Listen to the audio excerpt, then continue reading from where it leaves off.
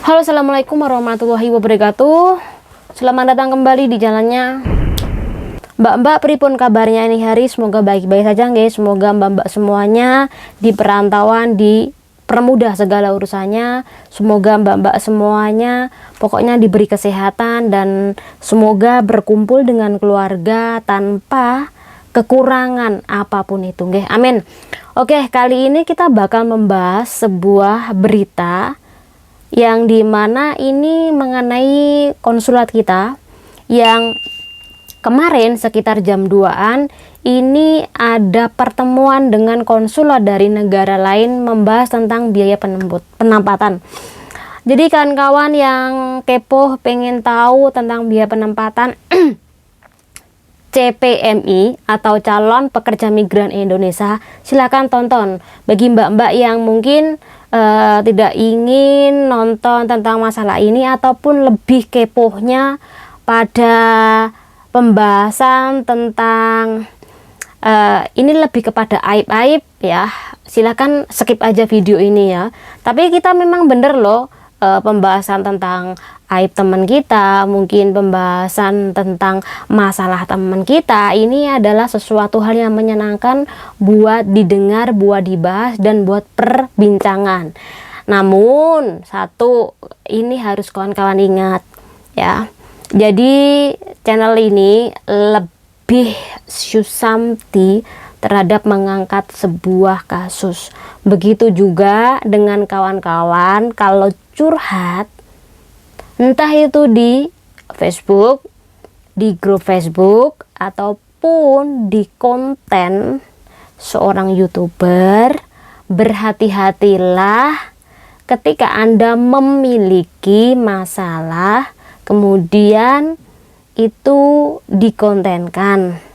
Karena nggak hanya YouTuber itu yang dipantau, namun mbak-mbak yang curhat itu juga ikut terpantau ketika curhatannya itu begitu ini.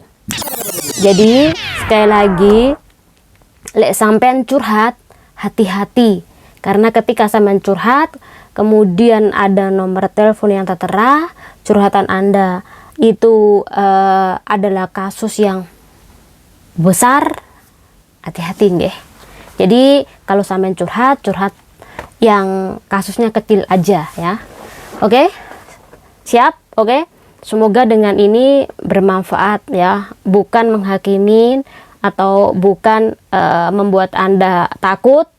Yang pastinya ini hanyalah sebuah saran saja. Oke, kita bakal membahas tentang permasalahan dari biaya penempatan dan ini adalah pembahasannya. Oke, menurut data yang aku baca, total dari PRT yang kerja di sini ini adalah sebanyak 350.000 orang ya, yang dimana ini mengalami peningkatan. Kalau kemarin-kemarin ini sekitar 250.000, sekarang naik ya sebanyak 100.000 orang yang kerja di sini. Jadi totalnya sekarang adalah 350.000 PRT dan 56% ini PRT asal dari PL dan Indonesia. Selebihnya ini berbagai negara dan yang paling besar adalah PRT dari India. Jadi sebenarnya yang sekarang masuk di sini yang paling besar ini tidak hanya PRT Indonesia atau PL, tapi yang paling besar yang masuk 3 big three, yaitu Indonesia, PL, dan India. Ini mulai besar. Jadi menurut mereka konon katanya lebih murah, tetapi biaya penempatannya, pengambilan calon pekerja migran India ini lebih mahal. Walaupun gaji per bulan konon katanya murah ya, nggak tahu bener apa enggaknya, saya dengarnya murah ya.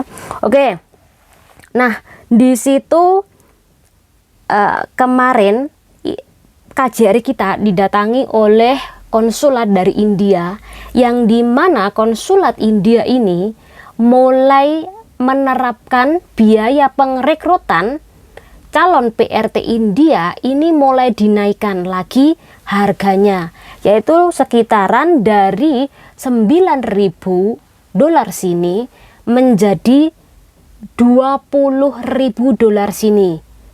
Kita kan tahu pengambilan atau perekrutan calon PMI ya ini kon katanya murah ya, namun faktanya kan enggak.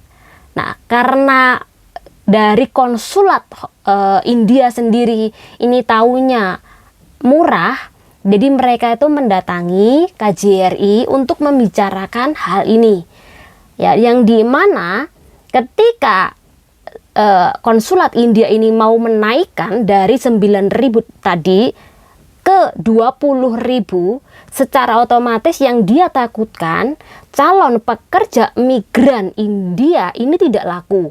Makanya dia meminta saran kepada KJRI kita ya, ingin disamakan atau mungkin ada usulan lainnya lagi. Jadi jam 2 siang KJRI ini membahas persoalan tersebut. Tetapi yang harus kawan-kawan ketahui, fakta di lapangan ini ada beberapa macam biaya penempatan yang tidak hanya dibebankan oleh majikan, namun juga PRT-nya. Ada juga biaya penempatan ini semuanya dibebankan kepada PRT-nya, yaitu dengan potongan 6 bulan. Namun ada juga biaya penempatan yang di mana ini dibagi setengah-setengah ya. Jadi ada tiga macam biaya penempatan ini di dalam prosesnya. Yang pertama, biaya penempatan semuanya ditanggung oleh majikan. Ini harusnya benar. Kemudian yang kedua, biaya penempatan yang semuanya ditanggung oleh PRT-nya, ini salah, tapi ada juga. Yang ketiga, biaya penempatan yang dimana ini setengah-setengah antara pihak majikan ataupun pihak JC ini sama-sama membayar. Jadi kalau sampean lihat faktanya di lapangan di PT, biaya sampean ini bermacam-macam atau bervariasi bedanya. Ada potongan 6 bulan dengan contoh 2.800 per bulannya 6 bulan. Ada juga 2.800 ini hanya sampai 4 bulan. Nah, jadi tergantung dari PT dan tergantung bagaimana sistem dari PT tersebut. Apakah membebankan kepada PRT-nya atau membebankan kepada majikan atau setengah-setengah lah. Nah, jadi hal ini adalah sebagai teknik bagaimana mencari atau membuat daya tarik majikan atau membuat daya tarik Anda biar masuk ke PT-nya. Jadi ini juga nggak bisa disalahkan juga ya sistem seperti ini, karena antara agensi PT ini memiliki rumus-rumus tersendiri agar mereka ini bisa terus untung dan nggak rugi. Nah, yang harus kawan-kawan ketahui ya, ada di mana ini kebijakan bahwa majikan ini hanya mengeluarkan 4.000 sampai dengan 5.000 untuk mengambil CPMI tadi. Sisanya ini tanggung jawab Mbak E atau calon pekerja migran tadi. Nah, 4.000 sampai 5.000 satu meliputi asuransi, kemudian medikalnya, dan yang ketiga adalah biaya perjalanan Anda, tiket untuk kerja ke negara ini. Ini 4.000 sampai 5.000. Sisanya dari sampean buat paspor, kemudian biaya pendidikan di PT, sertifikat Anda, visa Anda, kemudian kontrak kerja, dan kemudian ada lagi Yang terakhir adalah biaya ngekos sampean ketika sebelum diambil majikan. Itu kan biasanya ada kos, Anda kan ngekos di agensi tersebut, entah itu 4 hari, 5 hari, 1 minggu. Ini diambil dari biaya yang dipotong dari gaji sampean, Mbak, ya. Jadi jangan bilang kalau sampean ngekos sementara sebelum diambil sama si bos itu gratis. Enggak, itu biaya, ada biayanya tersendiri yang harus dibebankan atau dibayarkan oleh sampean ataupun majikan. Jadi tergantung dari rumusnya mereka itu bagaimana. Oke. Nah, ini yang dibebankan oleh majikan 4.000 sampai 5.000. Ada juga yang dibebankan oleh majikan ini sampai, setahu saya nggih, sampai 7.000, 9.000, kemudian ada juga yang 11.000, kemudian ada juga yang sampai 9.000, bahkan 19.000, bahkan sampai 20.000 lebih untuk mengambil mbak-mbak bekerja di negara ini. Jadi kadangkala bos ini agak mundur teratur ketika dia tahu biaya untuk mengambil Anda ini besar, apalagi kalau sampai 20.000. Jadi ketika terlalu besar, nanti ada percakapan antara agensi sama si pihak majikan. Ini gimana enaknya, ya udah gini aja, segini aja. Bagaimana kalau setengah-setengah? Nah, seperti sampai kedua pihak setuju. Jadi ketika ada dari pemerintah, dari KJRI sendiri ini membuat gebrakan aturan baru. Ini faktanya, Mbak, nggak seperti itu di lapangan karena agensi maupun PT ini juga nggak mau rugi tentang ketika dibebankan kepada majikan semuanya. Oke, sebanyak itu loh untuk mengambil calon pekerja migran. Jadi itu kenapa kalau sudah dibayar sebanyak itu, calon pekerja migran itu tidak serius kerja, bahkan bahasa kadangkala itu brutak-brutuk nggak paham, bahkan ngomong apapun nggak paham. Akhirnya jadi majikan tuh ngamuk Itu kenapa majikan marah karena apa? Mereka juga ada juga yang mengeluarkan biaya penempatan, pengambilan, pengrekrutan calon pekerja migran Indonesia dengan mahal. Jadi kadang-kala ngamuk, Mbak, nggak sesuai dengan ekspektasinya gitu ya. Oke. Nah, sebanyak 20.000, 11.000, 19.000, 10.000 ini meliputi biaya apa saja? Nah, yang pertama adalah satu, biaya tiket. Ini sebenarnya adalah tanggung jawab juragan kita ketika dia mau mengambil Anda dari kampung halaman. Sekali lagi, antara biaya dari Jawa dan luar Jawa ini beda lagi. Ada yang dimana ketika ngambil dari Jawa biayanya cuma 12 juta.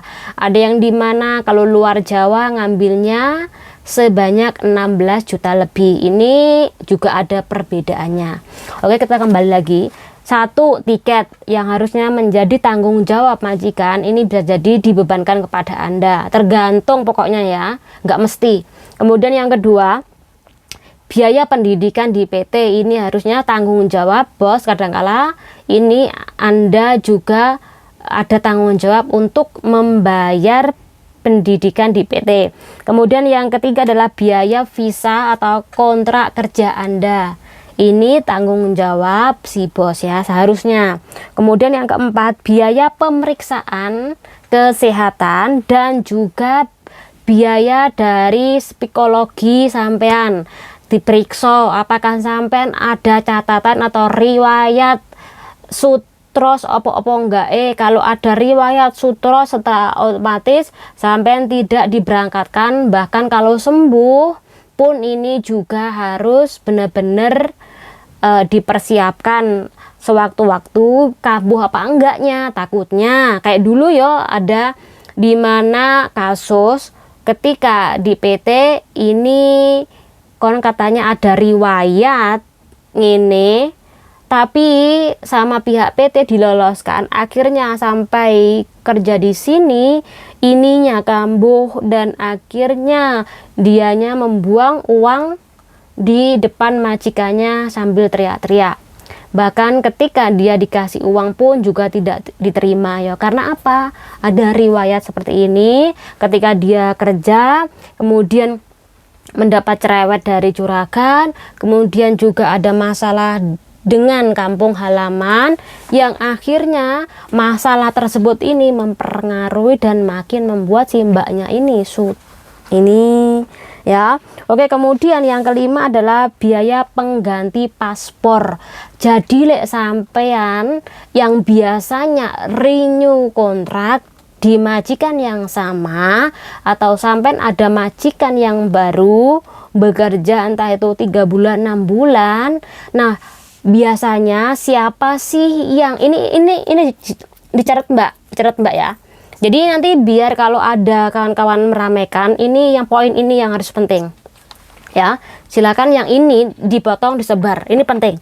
Oke, jadi bagi mbak-mbak yang entah itu renew kontrak atau cari majikan lagi, kemudian bekerja beberapa bulan di situ, nah Anda tahu bahwa paspor Anda sudah habis, secara otomatis Anda kan harus memperbarui paspor. Jadi ada informasi sejak tahun 2021, tepatnya adalah 14 Januari, bahwa biaya pergantian paspor itu menjadi tanggung jawab bos di Hong Kong. Jadi enaknya kerja di sini, enaknya kerja di Hong Kong, apa-apa ini sudah diatur oleh pemerintah sini, dan ini juga melalui rembukan atau pengajuan dari konsulat kita. Ini enaknya di Hong Kong ya, apa-apa jelas. Jadi sekali lagi, biaya pergantian paspor adalah dari majikan. Majikan yang harus membiayai. Ini sudah diatur sejak 14 Januari 2021. Oke. Kemudian yang keenam adalah biaya sertifikat kelulusan pendidikan di PT. Ini juga dimasukkan ke dalam list pembelanjaan, yang dimana ini yang harus ditanggung oleh juragan Anda. Kemudian yang ketujuh adalah biaya penginapan ketika sampean sudah sampai di negara Hong Kong. Ini juga menjadi tanggung jawab majikan Anda. Jadi kalau sampean tak tiba di sini, ini nggak gratis mbak untuk tidur, makan, atau aktivitas apapun di agensi Anda.